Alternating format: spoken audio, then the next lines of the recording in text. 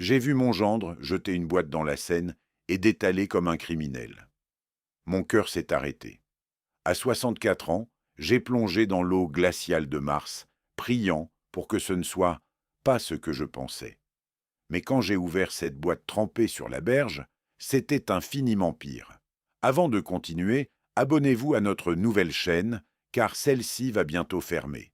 Vous trouverez un lien vers la nouvelle chaîne dans la description de cette vidéo, dans le commentaire épinglé, ou vous pouvez simplement cliquer sur le bouton « S'abonner » et sélectionner la deuxième chaîne.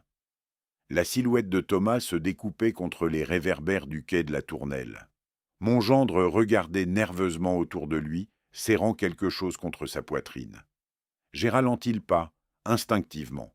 37 ans à décortiquer les comportements humains dans mon cabinet de notaire m'avaient appris à reconnaître la panique quand elle se manifestait. Et là, Thomas était en pleine panique. Il a jeté un dernier regard par-dessus son épaule, puis a lancé l'objet, une petite boîte, dans la Seine. Le bruit de l'éclaboussure a résonné dans le silence du soir. Puis, il a couru. Disparu dans la nuit comme un voleur. Mon cœur s'est glacé. Une boîte jetée dans le fleuve. Un homme qui fuit. Les journaux récents étaient pleins d'histoires sordides. Mon esprit a sauté à la conclusion la plus horrible qu'un grand-père puisse imaginer.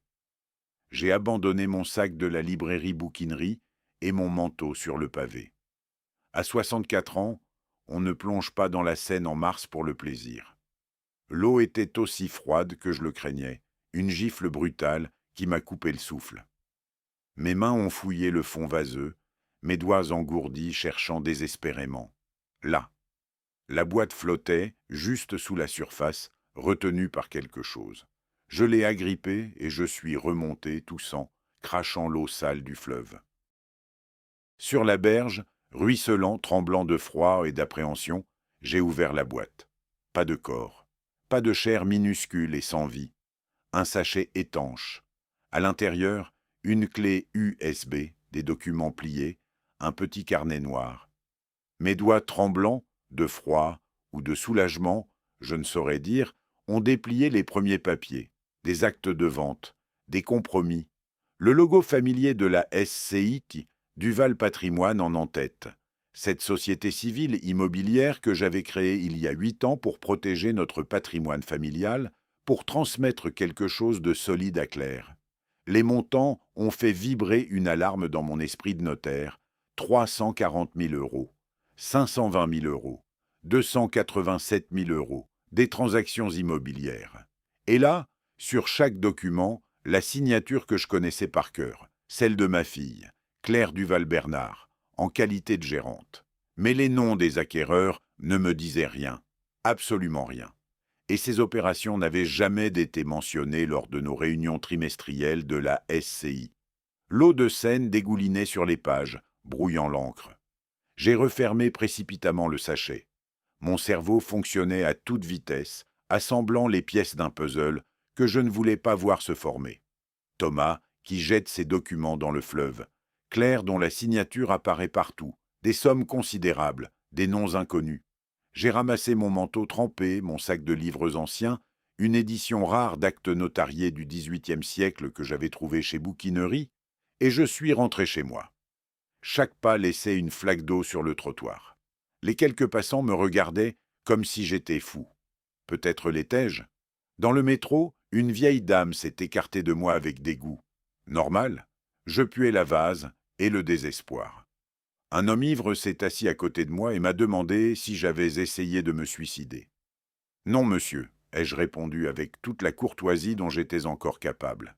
J'essayais de sauver quelque chose. Vous avez réussi? J'ai regardé le sachet étanche que je serrais contre moi. Je ne sais pas encore. De retour dans mon appartement du 6e arrondissement, j'ai verrouillé la porte à double tour. Inhabituel. Mais ce soir, j'avais l'impression d'avoir ramené quelque chose de dangereux chez moi. J'ai pris une douche brûlante, mes articulations protestaient encore du choc thermique, puis je me suis installé à mon bureau, la clé USB m'attendait, l'ordinateur aussi, et avec eux j'en étais certain la vérité que Thomas avait voulu noyer dans la Seine. J'ai inséré la clé. Le dossier contenait des dizaines de fichiers Excel. J'ai ouvert le premier. Colonne A, date.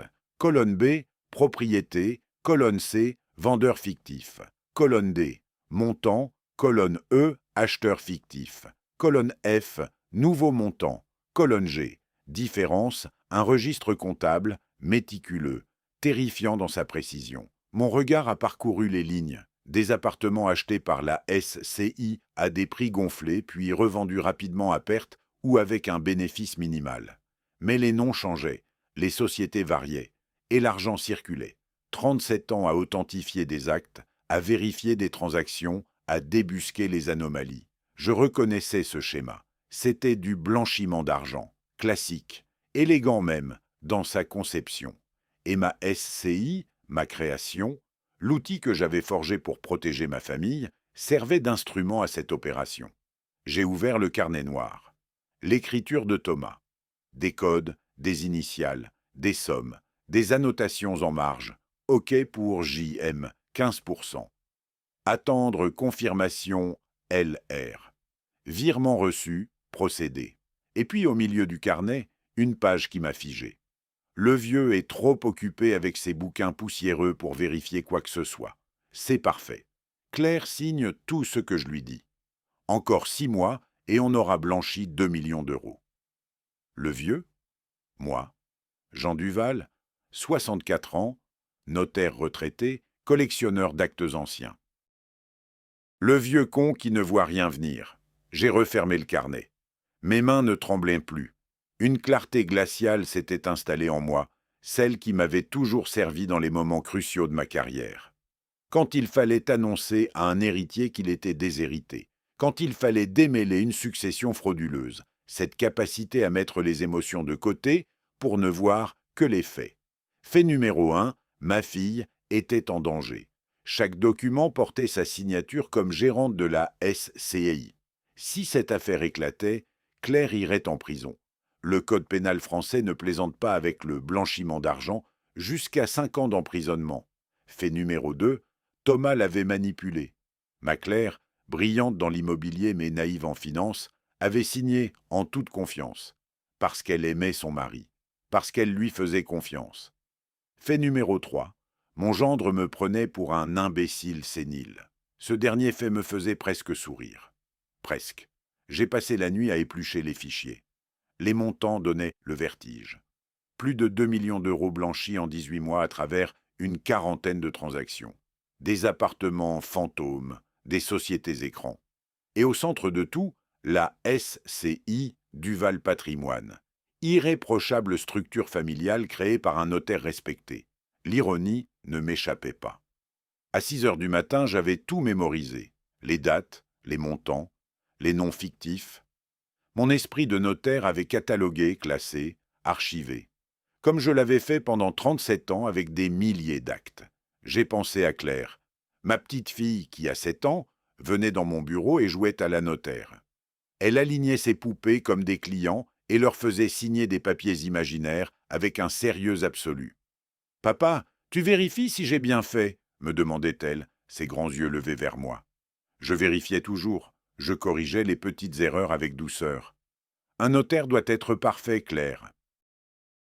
Parce que les gens nous font confiance. Elle avait grandi avec cette valeur, la confiance, le respect de la parole donnée, de la signature apposée. Et aujourd'hui, sa signature était sur des documents de blanchiment d'argent. Le dimanche, comme chaque semaine, déjeuner familial chez Claire et Thomas. Leur appartement du 15e arrondissement, 78 mètres carrés dans une copropriété moderne. J'y suis arrivé à midi pile, une bouteille de Châteauneuf-du-Pape à la main, apparence normale. Thomas m'a ouvert, il était pâle, très pâle, ses yeux cernés, ses mains qui tremblaient légèrement quand il a pris la bouteille. « Jean, merci, entre. » Il m'a vouvoyé, il le faisait toujours malgré 6 ans de mariage avec Claire. Cette distance formelle qui, aujourd'hui, prenait tout son sens. Claire était dans la cuisine préparant un gigot d'agneau, mon plat préféré. Elle m'a embrassé, souriante, détendue. Elle ne savait rien. J'en étais certain maintenant. Son regard était trop clair, trop innocent. « Papa, tu es en retard de 2 minutes. » J'ai souri. Notre vieille blague, la ponctualité obsessionnelle que je lui avais transmise. Thomas ne tenait pas en place. Il vérifiait son téléphone toutes les 30 secondes, se levait, se rasseyait, regardait par la fenêtre, cherchait quelque chose. Ou plutôt, cherchait une boîte au fond de la Seine. Le déjeuner s'est déroulé dans une tension à couper au couteau. Claire papotait, inconsciente. Leur fils Lucas, 4 ans, renversait son verre d'eau. Vie familiale normale. Sauf que Thomas me fixait comme si j'étais une bombe à retardement. Au moment du café, il a lâché sa phrase. Désinvolte, condescendante. « Jean, à ton âge, tu devrais laisser les affaires compliquées aux jeunes. » Le silence s'est abattu. Claire a levé les yeux de sa tasse. « Thomas !» Mais il a continué. Un sourire qui se voulait bienveillant, mais qui puait l'arrogance. « Non, sérieusement. La SCI, les documents, tout ça. C'est compliqué maintenant. Les réglementations changent. Tu as bien mérité de te reposer, de profiter de tes livres anciens. » J'ai bu une gorgée de café. Excellent. Claire avait toujours su faire le café comme je l'aimais. Tu as raison, Thomas. Son visage s'est éclairé. Victoire facile. Les affaires sont compliquées, ai-je continué doucement. Surtout quand on mélange patrimoine familial et, disons, opération inhabituelle. Le rouge lui est monté aux joues. Puis, il a pâli à nouveau. Mais il s'est repris rapidement. Je ne vois pas ce que tu veux dire. Bien sûr que non. J'ai souri. À mon âge, je dis parfois n'importe quoi. Je suis parti 1 heure plus tard. Claire m'a raccompagné jusqu'à la porte. « Papa, ça va? Tu es bizarre aujourd'hui. »« Juste fatigué, ma chérie. » Je l'ai embrassée, ma petite fille, que j'allais devoir sauver de son propre mari. Dans le métro du retour, j'ai pris ma décision. Ce n'était pas une décision émotionnelle, pas de la colère, pas de la vengeance, non. C'était une décision de notaire, froide, calculée, méthodique.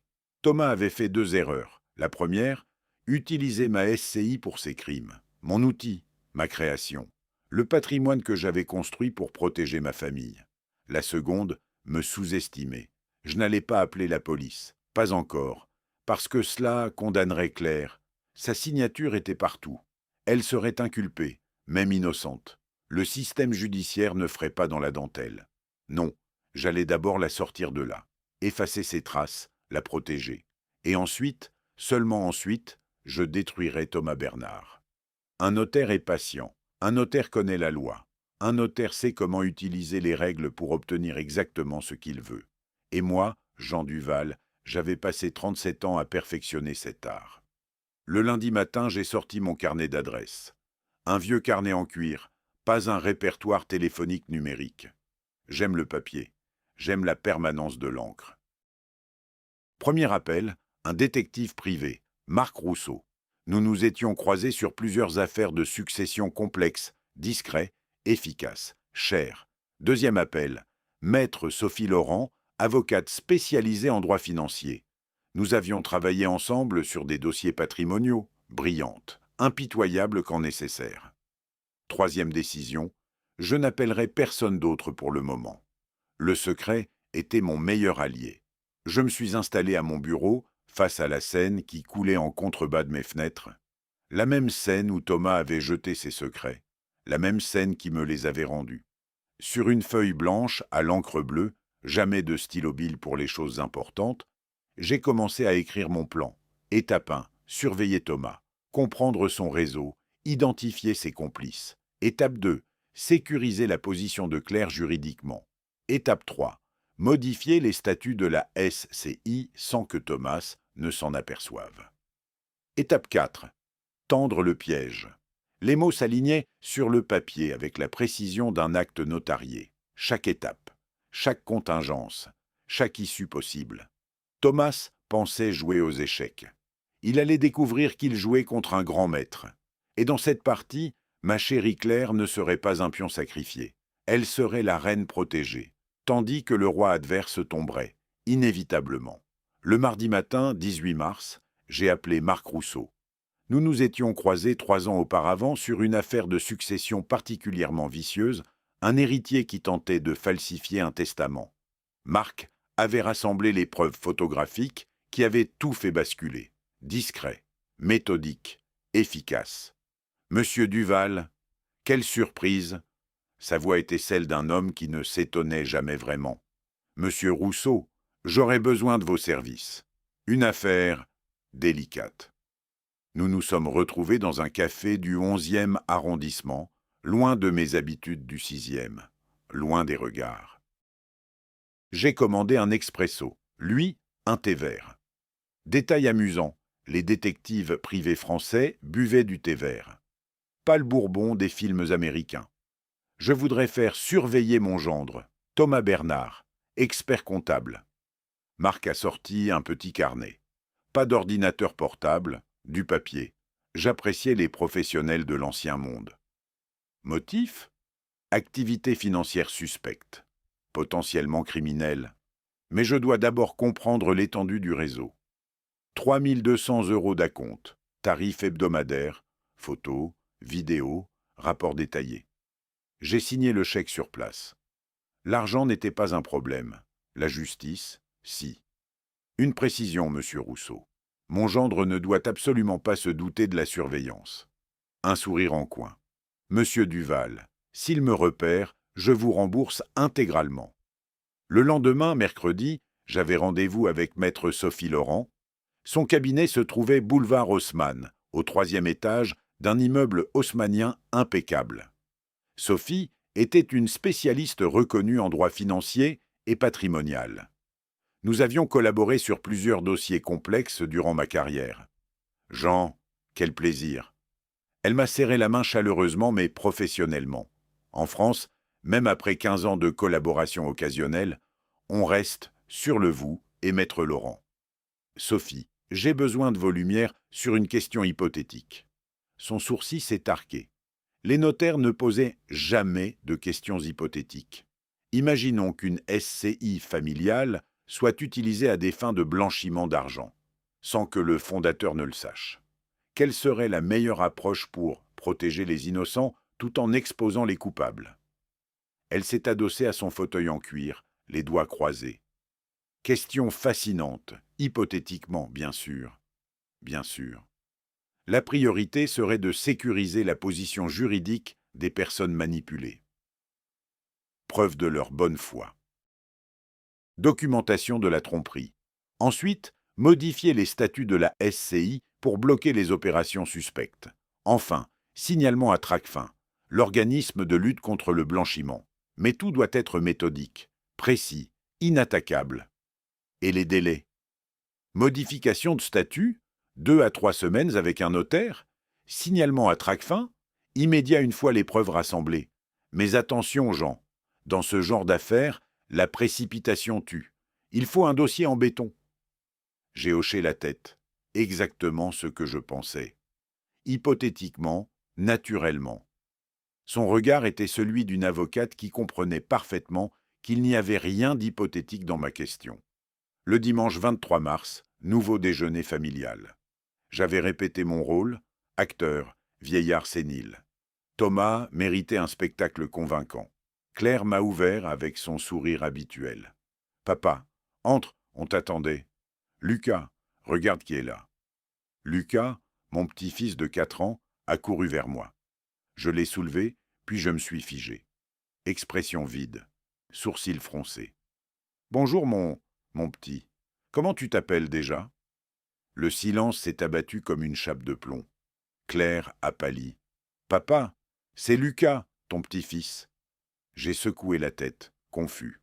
« Ah oui, Lucas, évidemment. Désolé, j'ai la tête ailleurs ces jours-ci. » Thomas m'observait depuis le canapé, ses yeux brillaient. Pas d'inquiétude. Non, satisfaction. Au déjeuner, j'ai continué ma performance. J'ai confondu le prénom de Claire avec celui de ma défunte mère. J'ai raconté une anecdote de 1998 comme si elle datait de la semaine dernière. J'ai demandé 3 fois où étaient tes toilettes. Claire était bouleversée. Thomas essayait de masquer son contentement. Mal. « Jean, dit-il avec cette fausse sollicitude qui me donnait envie de lui renverser la soupière sur la tête, vous devriez peut-être consulter un médecin, ces oublis.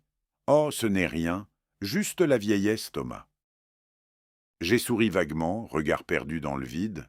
On vieillit tous, pas vrai? Bien sûr, bien sûr. Il a échangé un regard avec Claire. Inquiète, elle. Calculateur, lui. Le 28 mars, j'ai invité Thomas pour un café. Juste nous deux. Dans mon appartement. J'avais disposé des documents de la SCI sur mon bureau. En désordre. Stratégiquement désordonnés. Il est arrivé à 14 heures précises. Ponctuel. Les escrocs sont souvent ponctuels. Jean, vous vouliez me voir? Oui, oui, assieds-toi, Thomas. Café? Volontiers. Je lui ai servi un café froid. Celui que j'avais préparé le matin. Distraction sénile, naturellement.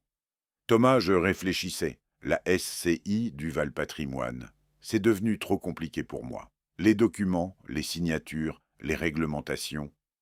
Ses pupilles se sont dilatées imperceptiblement.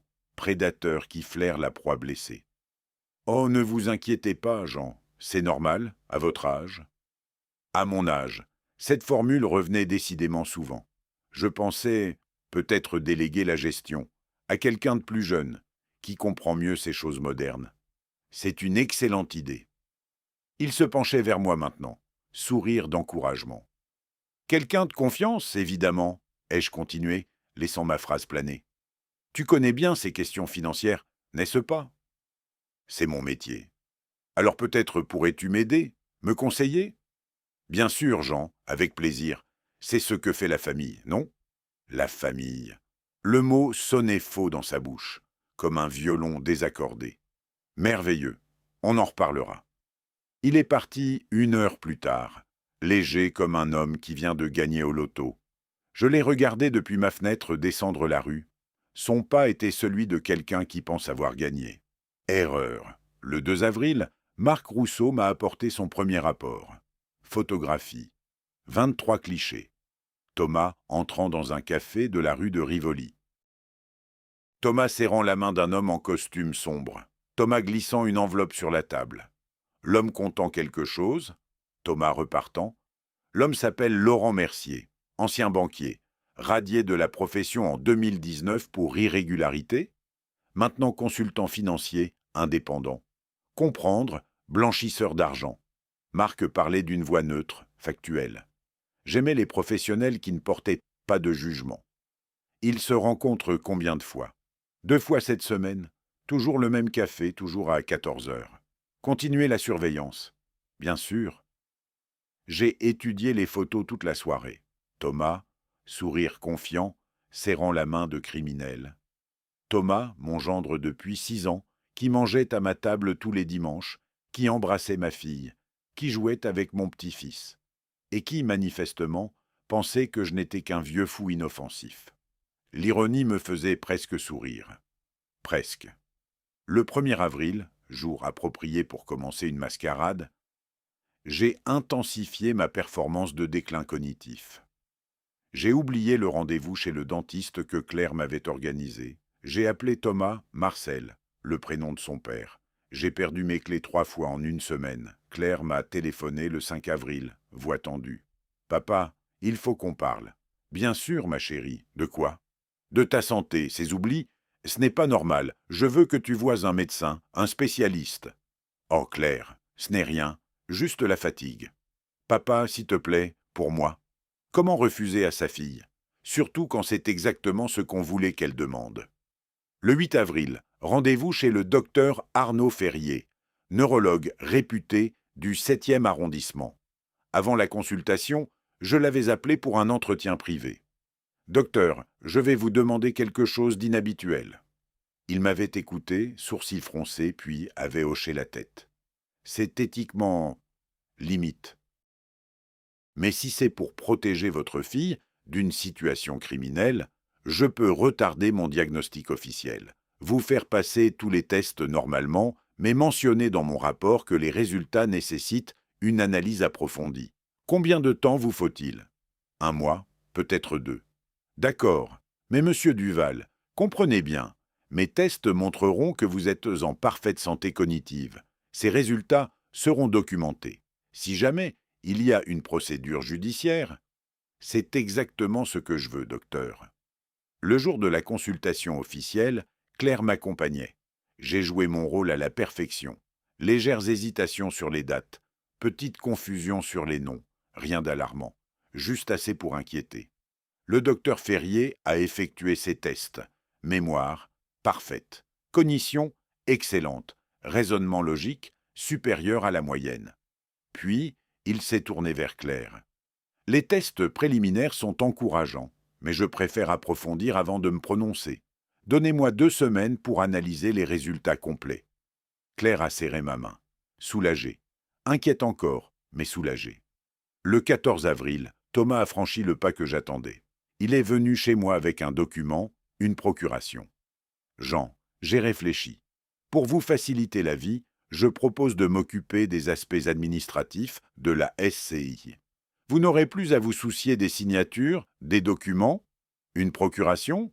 Exactement, simple formalité. Cela me permettra d'agir en votre nom pour les opérations courantes. J'ai pris le document, lu lentement.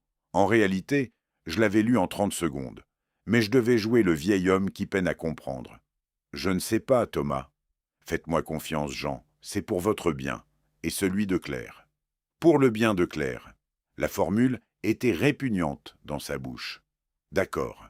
Si tu penses que c'est mieux, j'ai signé. Sa procuration, celle qu'il avait préparée. Ce qu'il ne savait pas, c'est que j'en avais préparé une autre, identique en apparence. Mais celle que je venais de signer contenait des clauses restrictives rédigées par Maître Laurent, des limitations qui rendraient toute opération majeure impossible sans validation supplémentaire. Des mines juridiques plantées dans chaque paragraphe. Thomas est reparti, document en main, triomphant. Le 18 avril, Marc Rousseau m'a apporté de l'or. Une vidéo. Thomas dans le même café de la rue de Rivoli, avec Laurent Mercier, le blanchisseur radié. Mais cette fois, Marc avait réussi à capter le son. Micro-directionnel. Technologie admirable. Nouvelle opération, 890 000 €. Par la SCI, évidemment. Le vieux m'a donné procuration. Il ne comprend même plus ce qu'il signe. Rire. Leur rire résonnait dans mes écouteurs comme des ongles sur un tableau noir. Et ta femme? Claire signe ce que je lui dis. Elle me fait confiance. T'es un génie, Thomas. Je sais. J'ai arrêté l'enregistrement. Mes mains tremblaient. Pas de vieillesse, de rage contenue.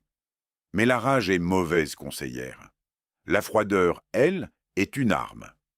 Le 20 avril, pendant que Thomas pensait avancer ses pions, j'ai pris rendez-vous avec maître Philippe Moreau, notaire de la rue de Rivoli. Pas mon ancien notaire, un nouveau, quelqu'un que Thomas ne connaissait pas. Maître Moreau, je souhaite modifier les statuts de la SCI Duval Patrimoine. Certainement, monsieur Duval. Quelle modification souhaitez-vous? Article 8. Désormais, toute opération immobilière dépassant 100 000 € nécessitera l'accord unanime de tous les associés. Plus de signature unique du gérant. Il a pris des notes. C'est une modification importante. Elle limite considérablement la flexibilité de gestion. C'est exactement ce que je veux. Très bien, je prépare l'acte modificatif. Vous êtes associé majoritaire. Donc, techniquement, vous pouvez imposer cette modification. Délai, 15 jours ouvrés. Parfait. Et maître Moreau, discrétion absolue. Secret professionnel, monsieur. Vous n'avez pas à le préciser. Le 29 avril, l'acte modificatif était signé, enregistré, opposable. Thomas ne le savait pas. Claire ne le savait pas. Seul le nouveau notaire et moi étions au courant. Les statuts de la SCI Duval Patrimoine venaient de devenir un piège à souris. Il ne restait plus qu'à attendre que le rongeur morde à l'appât. Ce soir-là, assis dans mon bureau face à la Seine, j'ai ouvert mon carnet en cuir. Page après page, j'avais documenté chaque étape, chaque pièce du puzzle. La procuration piégée, signée le 15 avril. Les statuts modifiés, enregistrés le 29 avril. Les preuves photographiques et audio, 28 documents. Les analyses financières de la S sous SEI, 42 transactions suspectes identifiées. Un notaire construit des dossiers, c'est ce qu'on fait, patiemment, méthodiquement. Et quand le dossier est complet, il devient une forteresse inexpugnable. Thomas Bernard allait découvrir qu'on ne joue pas aux échecs avec un grand maître sans en payer le prix. J'ai refermé mon carnet. Dehors, la Seine coulait, noire et silencieuse, gardienne des secrets qu'elle avait dû me restituer. Et c'est là que j'ai compris exactement comment leur rendre la monnaie de leurs pièces. Le 23 avril, Thomas a mordu à l'hameçon. Comme prévu, comme espéré. Marc Rousseau m'a appelé à 8 heures du matin. Votre gendre a rendez-vous avec le notaire Moreau à 14 heures. Il apporte des documents pour une transaction immobilière. 890 000 euros. Avenue Foch. Avenue Foch, 16e arrondissement. L'une des adresses les plus prestigieuses de Paris. Évidemment, les blanchisseurs aimaient le prestige. Parfait. Continuez la surveillance. J'ai raccroché et j'ai composé le numéro de maître Philippe Moreau, mon complice involontaire dans cette affaire. Maître, Jean Duval à l'appareil. Mon gendre va venir vous voir cet après-midi concernant une opération de la SCI. En effet, acquisition d'un appartement, avenue Foch. 890 000 euros. Parfait. Quand il vous demandera de préparer l'acte, vous lui indiquerez qu'avec les modifications statutaires récentes, ma signature est obligatoire pour toute opération dépassant 100 000 euros. Un silence, puis il ne sait pas que les statuts ont été modifiés? Non, et ça va être instructif. J'ai entendu un petit rire au bout du fil. Les notaires apprécient l'ironie juridique. Je me conformerai strictement au nouveau statut, naturellement. Naturellement. Le 26 avril, Thomas a débarqué chez moi sans prévenir. Inhabituel. Il sonnait toujours. Là, il a utilisé sa clé, celle que Claire lui avait donnée pour les urgences.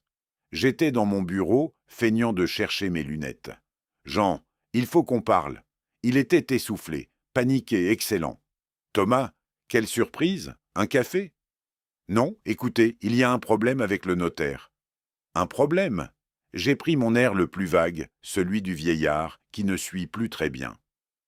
Il dit qu'il a besoin de votre signature pour l'appartement avenue Foch, mais vous m'avez donné procuration. Ah oui? J'ai fouillé dans mes papiers avec une lenteur calculée. Voyons voir. Procuration. Où ai-je mis ça? Jean, c'est important. Cette transaction doit se faire rapidement. Les vendeurs sont pressés. Pressés? Pourquoi? Première question gênante. J'ai vu ses mâchoires se crisper. C'est une opportunité de marché. Il faut agir vite. 890 000 euros, c'est exact? Oui, c'est beaucoup d'argent, Thomas. D'où viennent ces fonds? De la SCI, évidemment. Mais la SCI a 890 000 euros disponibles? Il a hésité. Une fraction de seconde. J'ai vu le mensonge se former. Oui, nos liquidités sont suffisantes. Et l'acheteur? Qui achète cet appartement? Un client, une société d'investissement.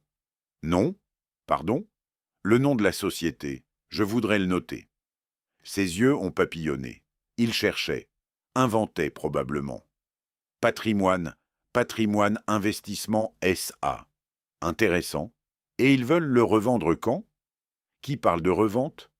Thomas, j'ai été notaire pendant 37 ans. Quand on achète avenue Foch pour le garder, on ne presse pas. Quand on presse, c'est qu'on revend vite. Le rouge lui est monté aux joues. Jean, franchement, je ne comprends pas toutes ces questions. C'est une transaction standard. Standard? Alors pourquoi es-tu si nerveux? Je ne suis pas nerveux. Sa voix avait monté d'une octave. Nerveux donc. Écoute, ai-je dit avec un soupir, je suis fatigué, ces histoires financières me dépassent maintenant. Je dois réfléchir. Laisse-moi les documents, je regarderai ça tranquillement. Mais les vendeurs? Les vendeurs attendront. S'ils sont vraiment pressés de vendre avenue Foch, c'est qu'il y a un problème.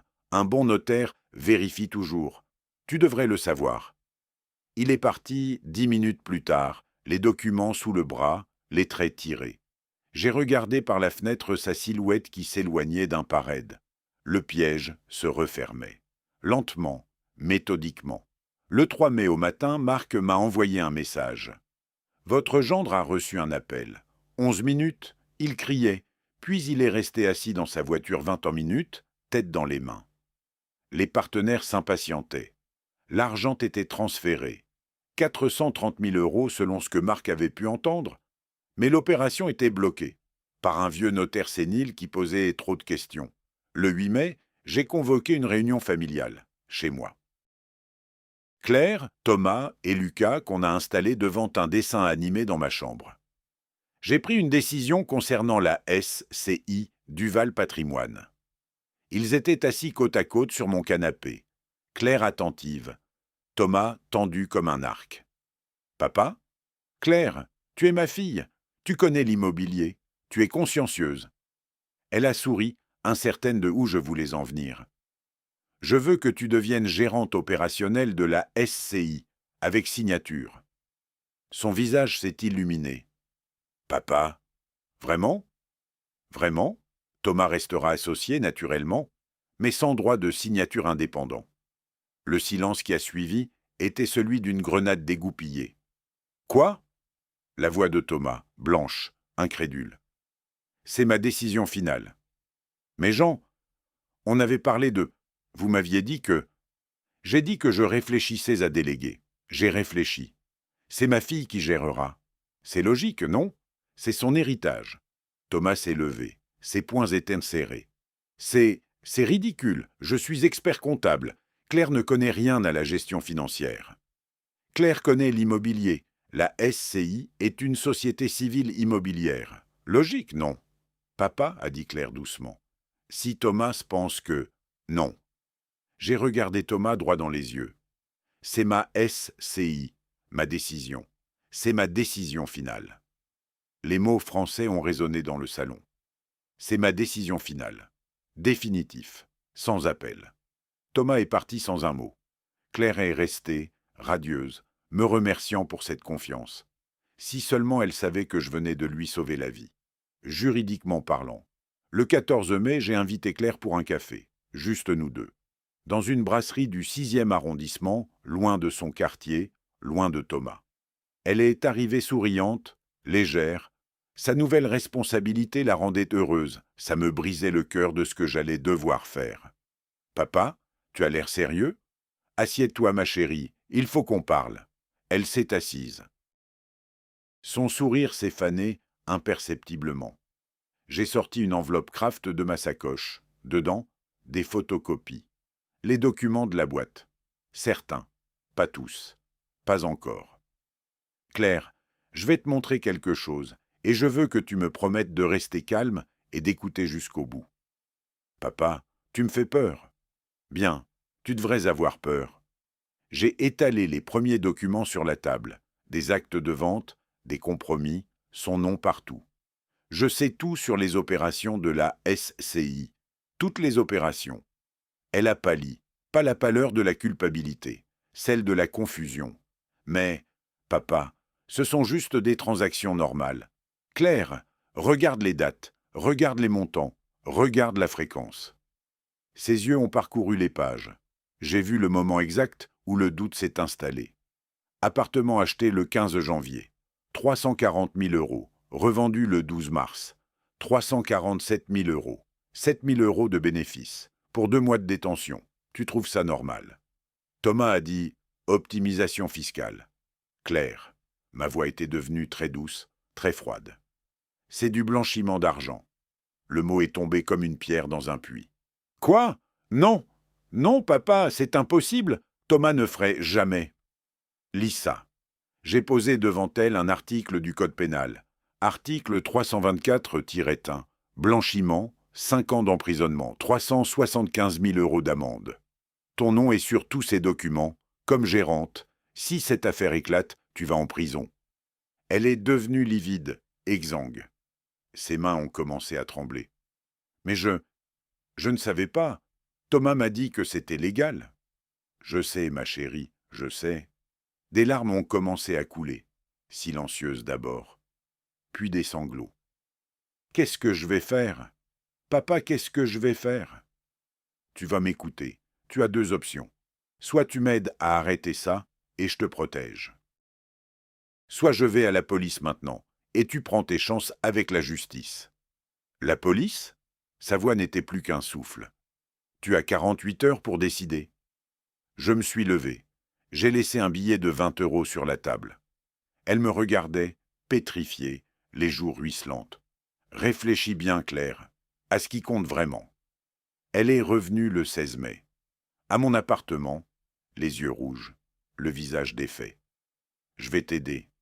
Mais papa, sauf Thomas, il ne comprend pas ce qu'il fait. C'est juste l'argent, la pression. J'ai sorti le carnet noir, le carnet de Thomas, ses notes manuscrites. Lis la page 17. Elle a lu. J'ai vu son visage se décomposer ligne après ligne. Le vieux est trop occupé avec ses bouquins poussiéreux. Sa voix s'est cassée. Vieux con, il m'appelle vieux con. Elle a levé les yeux vers moi. Quelque chose s'est brisé dans son regard. L'amour aveugle, la confiance naïve. Il savait? Depuis le début? Oui, et moi je n'étais un outil. Elle a pleuré longtemps. J'ai fait du thé, j'ai attendu. Parfois, il faut laisser les illusions mourir avant de construire sur leurs cendres. Le 20 mai, nous avons élaboré notre stratégie. Claire continuerait à jouer son rôle de gérante, mais désormais, chaque document passerait par moi avant signature. Thomas ne devait rien soupçonner. Il va proposer de nouvelles opérations, ai-je dit. Tu dis oui, mais tu m'envoies tout avant. Et après? Après, on le coince, légalement, proprement. Elle m'a regardé avec une expression que je ne lui connaissais pas. Dureté, détermination. Il m'a utilisé. Oui, il a utilisé ta SCI, ton travail. Oui, il t'a traité de vieux con. Oui, elle a serré les poings. Alors on le détruit. J'ai souri, ma fille, mon sang. Finalement, elle avait hérité de plus que mon nom. On le détruit, ma chérie, mais intelligemment. Le 23 mai, Thomas a appelé Claire. Proposition d'une nouvelle opération, urgente, pour compenser celle qui avait échoué.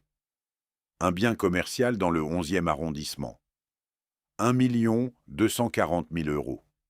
Claire a dit oui, enthousiaste, confiante. Puis elle m'a transféré tous les documents. J'ai étudié les papiers toute la soirée. La même structure, les mêmes sociétés écrans, le même schéma de blanchiment. Parfait. J'ai appelé Maître Sophie Laurent. Sophie, je crois qu'il est temps de passer à la phase suivante. Vous avez assez de preuves? Largement. Et j'ai un piège à leur tendre. Vous connaissez quelqu'un à Tracfin? Un silence, puis « Oui, un officier. Discret, efficace. » Parfait. Dites-lui que j'ai une proposition qui pourrait l'intéresser. Le piège était prêt. L'appât était posé.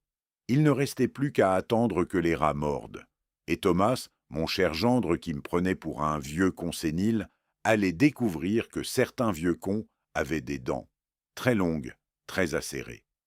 Le 1er juin, Thomas a mordu, exactement comme prévu. Claire m'a transféré son message. Nouvelle opportunité, local commercial, 11e arrondissement. 1 240 000 €. Mes contacts sont prêts. On peut compenser la perte d'avril. Désespéré. Le désespoir rend imprudent. Dis oui, ai-je répondu à Claire. Mais une condition. Je veux rencontrer l'acheteur, en personne. Papa, il va trouver ça bizarre. Dis-lui que c'est mon côté vieux notaire tatillon, que je veux être rassuré avant d'engager une telle somme. Elle a hésité. Puis, d'accord, je vais lui dire. Le 5 juin, Maître Sophie Laurent m'a appelé. Jean, j'ai parlé à mon contact à Tracfin, commandant Patrick Mercier. Il est très intéressé par votre dossier. Il peut jouer un rôle? Mieux que ça. Il peut se faire passer pour l'acheteur potentiel. Une opération d'infiltration. Vous lui tendez Thomas sur un plateau, il recueille les preuves de première main. C'est légal? Un rire bref. Parfaitement. L'article 706-73 du Code de procédure pénale autorise l'infiltration pour les affaires de blanchiment. Alors, faisons-le. Le 15 juin, jour J, le bureau de la SCI, 47 rue de Rivoli. Premier étage. J'étais arrivé en avance. J'avais besoin de savourer ce moment. Claire était nerveuse. Elle tripotait ses papiers, vérifiait 3 fois les mêmes lignes. « Papa, tu es sûr ?»« Absolument. »« Et si Thomas ?»« Thomas ne sait rien. Respire, ma chérie. » À 14 heures précises, Thomas est entré. Costume gris, cravate bleue. L'expert comptable respectable. Si seulement les gens savaient. Jean, Claire. Il nous a salués d'un hochement de tête. Professionnel, distant depuis que je lui avais retiré le droit de signature. Notre acquéreur potentiel devrait arriver d'une minute à l'autre. 5 minutes plus tard, la porte s'est ouverte. Commandant Patrick Mercier, 50 ans, costume sobre, mallette en cuir. Parfait. Bonjour, Patrick Mercier, Mercier Investissement. Nous avons serré des mains. Thomas était déjà en mode vendeur. Monsieur Mercier, merci d'être venu. Comme je vous l'ai expliqué, ce local commercial représente une opportunité exceptionnelle. J'ai laissé Thomas dérouler son discours. Emplacement stratégique, potentiel de valorisation, rendement locatif, blablabla. Puis, avec mon sourire de vieux notaire curieux, « Monsieur Mercier, si vous me permettez une question, d'où proviennent vos fonds pour cette acquisition ?» Thomas s'est raidi imperceptiblement. « Jean, vraiment, ce n'est pas… » « Non, non, a dit Mercier avec un sourire. C'est une question légitime. » Il a ouvert sa mallette, sorti des documents. « Mes fonds proviennent de… plusieurs sources. Investissements diversifiés. » « Plusieurs sources, ai-je répété. « Intéressant. Vous pourriez préciser ?»« Papa, a coupé Claire, comme convenu, je crois que ces détails… » « Non, je veux comprendre. » J'ai regardé les papiers que Mercier avait posés. Des sociétés offshore, des structures complexes, exactement le genre de montage que je reconnaissais. « Monsieur Mercier, ces sociétés, elles sont basées aux îles Caïmans ?»« Certaines, oui. Et vous comptez revendre ce local rapidement ?» Un silence. Thomas transpirait maintenant, littéralement. Une fine pellicule de sueur sur son front. « C'est une possibilité, a dit Mercier, selon les opportunités du marché. » Fascinant. J'ai feuilleté les documents de la SCI, lentement, méthodiquement. Vous savez, c'est curieux. J'ai examiné nos opérations passées, sur les 2 dernières années. Thomas s'est figé. Toutes suivent le même schéma. Acquisition, détention courte, revente rapide, profit minimal, mais des sommes considérables qui circulent. « Jean, qu'est-ce que tu insinues ?» La voix de Thomas, tendue comme un fil de fer. « Je n'insinue rien, je constate. Par exemple, l'appartement du 15 janvier, 340 000 €, revendu en mars, 7 000 € de bénéfices, pour 2 mois. » J'ai levé les yeux vers lui. « Étrange stratégie d'investissement. Tu ne trouves pas? À moins que le but ne soit pas le profit. »« De quoi tu parles ?»« Du blanchiment d'argent, Thomas. » Le mot est tombé comme une bombe dans le silence feutré du bureau. Thomas est devenu livide, exsangue. Mercier le regardait avec une intensité nouvelle. « C'est ridicule. Claire, ton père délire. »« Papa ne délire pas, a dit Claire d'une voix froide. Papa sait exactement ce qu'il fait. » Thomas s'est tourné vers elle. Incrédulité. « Claire, je sais tout, Thomas, les sociétés écrans, les faux acheteurs, l'argent sale, tout. Mais tu as signé tous les documents. Parce que tu m'as menti. » J'ai regardé Mercier. « Commandant, je crois que vous avez entendu assez pour ce qui vous intéresse. » Thomas a tourné la tête vers Mercier comme un automate. « Commandant ?» Mercier a sorti une carte. Tracfin, service de renseignement financier. « Monsieur Bernard, je pense que nous allons avoir une longue conversation. » Le visage de Thomas. Je ne l'oublierai jamais. La compréhension, l'horreur, la trahison, le piège parfait qui se refermait sur lui. « Tu m'as piégé ?»« Non, Thomas, tu t'es piégé toi-même, dès le moment où tu as jeté cette boîte dans la Seine. » Ses yeux se sont écarquillés. « La boîte, c'était toi ? Je t'ai vu, j'ai plongé, j'ai tout récupéré, le USB, le carnet, les documents, tout. » Il s'est effondré sur sa chaise, littéralement. Comme une marionnette dont on aurait coupé les fils. Le 18 juin, j'ai remis officiellement à Tracfin l'intégralité du dossier. Clés, USB, carnet, documents, rapport du détective Rousseau. Tout était là. 2 ans de blanchiment, 42 transactions, plus de 2 millions d'euros. Claire a été auditionnée le 20 juin, comme témoin, comme victime, pas comme suspecte. Maître Laurent avait fait du bon travail. Le 25 juin, convocation de Thomas pour audition libre. Il était perdu. Le 1er juillet, j'ai reçu une lettre recommandée avec accusé de réception. Expéditeur, Maître Arnaud Petit, avocat. Objet. Assignation devant le tribunal judiciaire de Paris. Demandeur, Thomas Bernard. Motif, contestation des modifications statutaires de la SCI pour cause d'altération des facultés mentales du requérant. Thomas contre-attaquait. J'ai lu la requête avec un mélange de fascination et d'amusement. Son avocat était bon, vraiment bon. Il avait construit une argumentation impressionnante. Mes prétendus oublis, mes confusions, mon comportement erratique, les témoignages de Claire sur mes pertes de mémoire. Il demande une expertise psychiatrique, m'a dit Maître Laurent au téléphone, et l'annulation de toutes les modifications que vous avez apportées à la SCI depuis février. Il essaie de tout faire annuler? C'est sa seule chance.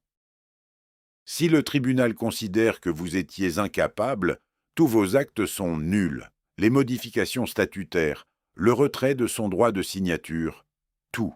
Malin. Dangereuse aussi. S'il réussit, il ne réussira pas. Le 8 juillet. Tribunal judiciaire de Paris. Salle d'audience numéro 3. J'étais arrivé avec mon attaché-case. Dedans, certificats médicaux du docteur Ferrier, daté du 8 avril, soit une semaine avant la signature de la procuration piégée. Cognition excellente, mémoire parfaite, raisonnement logique supérieur à la moyenne pour un homme de mon âge. Maître Arnaud Petit était impressionnant. La cinquantaine, costume Lanvin, montre Cartier. L'assurance d'un homme habitué à gagner. Monsieur le Président, mon client a été victime d'une manipulation par un homme dont les facultés mentales étaient manifestement altérées. Les témoignages sont accablants. Perte de mémoire répétée, confusion sur les dates, incapacité à reconnaître son propre petit-fils. Le juge, une femme d'une 60aine d'années, regard acéré derrière ses lunettes, a levé les yeux. Des preuves médicales? Mon client s'appuie sur des témoignages familiaux concordants, Madame le Président. Des témoignages, pas de preuves médicales. Maître Laurent s'est levé. Madame le Président, si vous me permettez. Monsieur Duval a consulté le docteur Arnaud Ferrier, neurologue réputé, le 8 avril de cette année, soit 7 jours avant la signature de la procuration contestée. Elle a posé sur le bureau du juge un dossier médical, complet, détaillé, irréfutable. Les tests montrent des résultats exceptionnels pour un homme de 64 ans. Mémoire à court terme, 95e percentile. Mémoire à long terme, 88e percentile. Cognition globale, supérieure à la moyenne. Le juge a parcouru les documents. Son visage est resté impassible, mais j'ai vu ses sourcils se hausser légèrement. Maître Petit, votre client affirme que M. Duval souffrait de sénilité. Ces tests médicaux effectués à la période concernée indiquent le contraire. Mais les témoignages, Madame le Président, les témoignages peuvent être interprétés.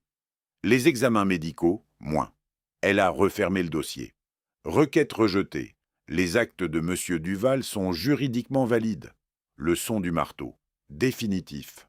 Thomas, assis au fond de la salle, était blême. Son avocat rangeait ses documents, mâchoire serrée. 1500 € l'heure qui venait de s'envoler en fumée. Je suis sorti du tribunal. Claire m'attendait dehors. Papa? Gagné. Elle m'a serré dans ses bras, longtemps. Mais ce n'était pas fini. Loin de là. Le 15 juillet, en fin d'après-midi, Thomas a débarqué à l'appartement de Claire. Ivre, pas d'alcool, de rage, de désespoir. Claire m'a appelé immédiatement. Je l'entendais crier en arrière-plan. « Tu m'as trahi, ma propre femme. » « Thomas, calme-toi. »« Calme, calme. Ton père m'a détruit, et toi tu l'as aidé. Tu m'as utilisé, tu m'as fait signer des documents pour blanchir de l'argent. C'était pour nous, pour notre avenir. Non, c'était pour toi, pour ton avidité, pour ta stupidité. » Un bruit sourd, quelque chose qui tombe. « Claire? Claire? » « Je vais bien, papa. Il a juste renversé une lampe. »« J'arrive. »« Non, reste chez toi, j'appelle la police. »« Tu es sûr ? » « Oui, c'est fini, papa. » Elle a raccroché. 20 minutes plus tard, elle m'a rappelé. Voix calme, trop calme. La police l'a emmené. Il reviendra demain chercher ses affaires. Sous escorte. C'est fini. Ma chérie? Papa, tu avais raison, depuis le début. Je ne voulais pas le voir, mais tu avais raison. Le 20 juillet, dossier de divorce déposé. Séparation de biens. Pas de partage. Thomas perdait tout. L'appartement était au nom de Claire, acheté avant le mariage avec l'aide d'un prêt de... moi. Le cercle se refermait. Le 15 septembre, après un mois d'août, où toute la France était partie en vacances et où les tribunaux dormaient, j'ai reçu une autre lettre. Tracfin, information judiciaire ouverte, chef d'accusation, blanchiment d'argent en bande organisée. Prévenu, Thomas Bernard.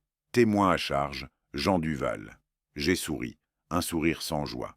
Juste de la satisfaction, froide, méthodique, définitive. Thomas avait voulu me prendre pour un vieux con. Il découvrait que certains vieux cons savaient fordre. Et que leurs morsures étaient fatales. Le 10 septembre 2025, Assemblée générale extraordinaire de la S-ITAFATON, Duval Patrimoine, convoquée par lettre recommandée avec accusé de réception. Ordre du jour, point unique. Exclusion d'un associé pour faute grave. Le bureau était sobre. Maître Philippe Moreau présidait en qualité de notaire. Claire à ma droite, Thomas à ma gauche, mais le plus loin possible. Son avocat, Maître Petit, à ses côtés. Le même qui avait échoué à me faire déclarer sénile. « Messieurs, mesdames » a commencé Maître Moreau. « L'Assemblée générale extraordinaire est ouverte. Nous constatons la présence de Jean Duval, 60% des parts. Claire Duval-Bernard, 30%. Thomas Bernard, 10%. Quorum atteint. » Il a lu l'ordre du jour. Sa voix était celle d'un homme qui a vu des centaines de drames familiaux se jouer dans son bureau, neutre, professionnel, implacable. « Monsieur Duval, vous avez la parole. » Je me suis levé. J'avais préparé ce moment pendant des mois, chaque mot, chaque virgule. Je propose l'exclusion de Monsieur Thomas Bernard de la SCPIN, Duval Patrimoine. Motif, utilisation de la société à des fins de blanchiment d'argent. Atteinte grave à la réputation de la société. Mise en danger juridique de tous les associés. Thomas a bondi. C'est une mascarade. Monsieur Bernard, a dit Maître Moreau calmement, vous aurez la parole. Pour l'instant, taisez-vous. J'ai continué. Les statuts de la SCI, article 15, prévoient l'exclusion d'un associé en cas de faute grave portant atteinte à la société. Cette exclusion requiert 75% des voix. J'ai posé sur la table un dossier, épais, documenté, terrible. Voici les preuves. 42 transactions suspectes, 1 800 000 € blanchis en 24 mois. Opération d'infiltration de Tracfin confirmant les faits, information judiciaire en cours. Maître Petit a feuilleté le dossier. Son visage s'est décomposé page après page. Monsieur Bernard a le droit de se défendre, a-t-il dit faiblement. Bien sûr, Thomas, ta défense? Thomas me fixait. Ses yeux étaient ceux d'un animal pris au piège. Tu as tout manigancé, depuis le début. La comédie du vieux sénile, les modifications des statuts, tout. En effet. Pourquoi? Parce que tu as utilisé ma SCI pour tes crimes. Parce que tu as manipulé ma fille, parce que tu m'as traité de vieux con. Choisis ta raison préférée. Je vais en prison, tu le sais. Oui, et tu ne ressens rien. J'ai réfléchi, honnêtement. De la satisfaction, froide, complète. Maître Moreau a toussé. Procédons au vote. Pour l'exclusion de Monsieur Bernard? J'ai levé la main. Jean Duval, 60%. Pour.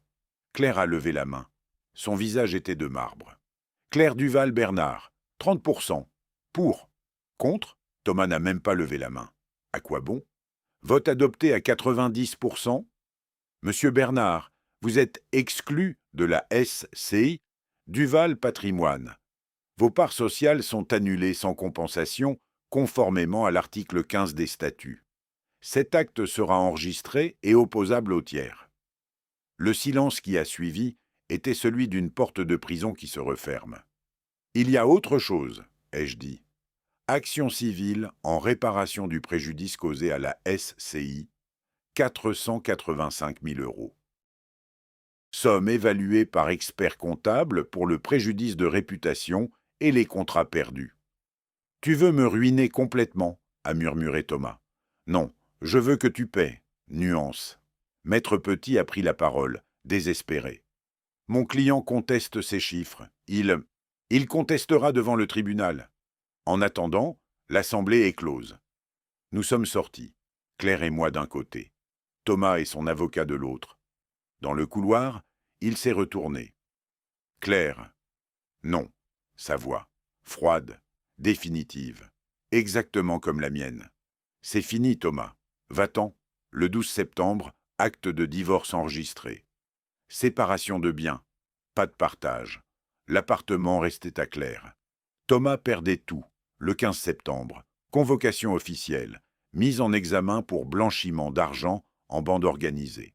Contrôle judiciaire, interdiction de quitter le territoire, obligation de pointer au commissariat 2 fois par semaine. La machine judiciaire française, lente, mais implacable, exactement comme moi. Le 15 octobre 2025, Palais de justice de Paris, tribunal correctionnel. Procès de Thomas Bernard. J'étais assis au premier rang côté accusation, témoin principal. Claire à mes côtés. Nous avions décidé d'y assister ensemble, pour la clôture. Thomas était au banc des accusés. Costume gris, cravate sombre. Il avait maigri, beaucoup.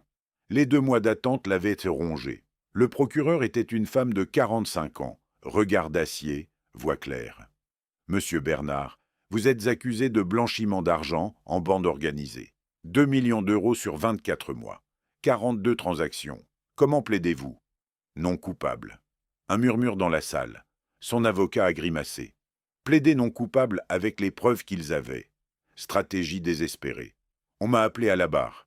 « Monsieur Duval, vous êtes le fondateur de la SCI Duval Patrimoine ?»« Oui. » « Quand avez-vous découvert les agissements de l'accusé ? » ?»« Le 14 mars 2025. » J'ai raconté. La boîte dans la Seine, le plongeon, les documents, le carnet, tout. L'avocat de Thomas a tenté une contre-attaque. « Monsieur Duval, n'est-il pas vrai que vous avez subtilisé des documents appartenant à mon client ?»« Non. J'ai récupéré des documents que votre client avait abandonnés dans la Seine. En droit français, abandon de propriété. Article 713 du Code civil. Vous avez orchestré un piège élaboré. J'ai utilisé les outils légaux à ma disposition, modification de statut, signalement à Tracfin, rien d'illégal. Vous avez simulé la sénilité. J'ai joué un rôle, ce n'est pas un crime. Le juge m'a regardé par-dessus ses lunettes. Monsieur Duval, cette stratégie était-elle vraiment nécessaire ? Oui, madame le juge. Pour protéger ma fille de poursuites pénales, pour rassembler des preuves solides, pour m'assurer que la justice soit rendue. Vous auriez pu simplement appeler la police. Et ma fille aurait été inculpée. Sa signature était partout. J'ai choisi de la protéger d'abord, de punir ensuite. Elle a hoché la tête, compréhension tacite. L'expertise des documents avait confirmé, authentique. Les enregistrements de Marc Rousseau, admissibles. Le témoignage du commandant Mercier, accablant. Le 28 octobre, verdict. L'accusé est reconnu coupable de blanchiment d'argent. Condamné à 3 ans d'emprisonnement, dont 2 avec sursis. Amende de 75 000 euros. Interdiction d'exercer la profession d'expert comptable pendant 5 ans. Thomas s'est effondré, littéralement. Ses jambes ont cédé. Les gendarmes l'ont retenu. Mais ce n'était pas fini. Concernant l'action civile de M. Jean Duval, le tribunal condamne l'accusé à verser la somme de 340 000 euros en réparation du préjudice causé à la SC1 Duval Patrimoine. Pas les 485 000 que j'avais demandé, mais assez. Largement assez. Thomas m'a regardé une dernière fois. Ses yeux disaient « Comment as-tu pu ?» Les miens répondaient « Comment as-tu osé ?» Dehors, sur les marches du palais de justice, Claire a respiré profondément. « C'est fini, papa. »« Oui. Tu te sens comment ?» J'ai réfléchi. Satisfait, pas heureux, pas triste, juste satisfait. La justice a été rendue. Tu regrettes? Regretter quoi? D'avoir protégé ma fille? D'avoir puni un criminel? Non, Claire, aucun regret. Elle m'a embrassé. Merci, papa, pour tout. De rien, ma chérie, c'est ce que font les pères. Nous sommes rentrés séparément, elle chez elle, moi chez moi. Le soir, dans mon appartement du 6e, j'ai ouvert une bouteille de Châteauneuf-du-Pape. Millésime 2015. Excellente année. J'ai bu lentement, savourant. Pas la victoire, la justice. Sur mon bureau, la boîte, celle que j'avais repêchée de la Seine, vide maintenant. Les documents étaient aux archives du tribunal. Le carnet, pièce à conviction, l'USB, scellé. Mais la boîte restait, souvenir, trophée, preuve. Le 15 novembre, dimanche après-midi. Claire est venue déjeuner, avec Lucas, mon petit-fils qui me redemandait du dessert en riant. « Grand-père, pourquoi papa ne vient plus ?» Claire m'a regardé. Question silencieuse. Comment répondre? Parce que ton papa a fait des bêtises, Lucas. Des grosses bêtises. Et il est puni? Oui. Comme quand moi je suis puni dans ma chambre. Un peu comme ça, mais plus long. D'accord. Je peux avoir encore du gâteau? Innocence de l'enfance. Il comprendrait un jour, ou pas. L'important était qu'il soit protégé. Claire est partie en fin d'après-midi. Moi, je suis resté sur ma terrasse. Novembre était doux cette année. Le soleil déclinant dorait les toits de Paris. J'ai pensé aux 7 mois écoulés. De mars à octobre, 7 mois de stratégie, de patience, de précision. Thomas m'avait sous-estimé. Erreur fatale. En France, on ne sous-estime pas un notaire. Surtout pas un notaire avec 37 ans de métier et un sens aigu de la justice. Ma SCI était nettoyée. Claire était libre. Thomas payait. L'équilibre était rétabli. Le lendemain, lundi, je me suis promené sur les quais de la Seine, jusqu'au quai de la Tournelle, l'endroit exact où tout avait commencé. J'ai regardé le fleuve, noir, silencieux, gardien de secret. Merci, ai-je murmuré, pour m'avoir rendu cette boîte. Le fleuve n'a pas répondu, évidemment. Puis je suis allé à ma bouquinerie préférée, celle où j'allais le 14 mars. Il y avait un nouvel arrivage, acte notarié du XVIIIe siècle. Une collection magnifique, j'en ai acheté 3, dont un daté de 1789, l'année de la Révolution, symbolique. De retour chez moi, je les ai classés soigneusement dans ma collection, à côté de mes autres trésors, documents anciens, témoins d'un temps où le droit était déjà roi. Le droit, mon arme, mon bouclier, mon allié. Thomas avait essayé de jouer aux échecs. Il avait oublié une règle fondamentale, connaître son adversaire. Moi, je l'avais étudié, compris, anticipé et battu. Aujourd'hui, début décembre 2025, je suis assis à mon bureau, face à la Seine, un café à côté de moi, un livre d'actes anciens ouvert. Ma vie a repris son cours, tranquille, studieuse, satisfaisante. Certains diraient que j'ai été trop dur. Ces gens-là n'ont jamais été trahis par leur propre famille, n'ont jamais vu leur vie, leur travail, leur héritage utilisé pour le crime. J'ai fait ce qui devait être fait, ni plus, ni moins. Thomas purgera sa peine, 1 an ferme, 2 avec sursis. Il en sortira, diminué, ruiné, banni, mais vivant. Certains auraient été moins cléments. Claire va bien, elle reconstruit son appartement, sa vie, sa confiance. Lentement, sûrement, Lucas grandit, heureux, innocent, protégé. La SCI Duval, patrimoine continu, propre, légal. Sous la gestion avisée de Claire, tout est en ordre. La justice française est lente, mais quand elle arrive, elle est implacable. Comme moi. Je souris, pas de joie, de satisfaction, profonde, durable. Sur mon bureau, à côté de mes livres anciens, la petite boîte. Celle que j'ai repêchée de la Seine un soir de mars. Elle me rappelle une vérité simple. Les documents sont des armes. Pour qui sait les utiliser? Et moi, Jean Duval, notaire retraité, collectionneur d'actes anciens, 64 ans, j'ai toujours su les utiliser. Dehors, la Seine coule, noire, éternelle, gardienne de secrets. Mais certains secrets, elle doit les rendre. Et quand elle le fait, la justice suit, implacable, définitive, satisfaisante. Si vous avez aimé cette histoire, abonnez-vous à notre nouvelle chaîne et écoutez plusieurs histoires quotidiennes qui s'y trouvent. Vous trouverez le lien vers celle-ci dans la collaboration ou la description de cette vidéo, ou encore dans les commentaires. Abonnez-vous pour ne pas nous perdre de vue, car cette chaîne cessera bientôt d'exister.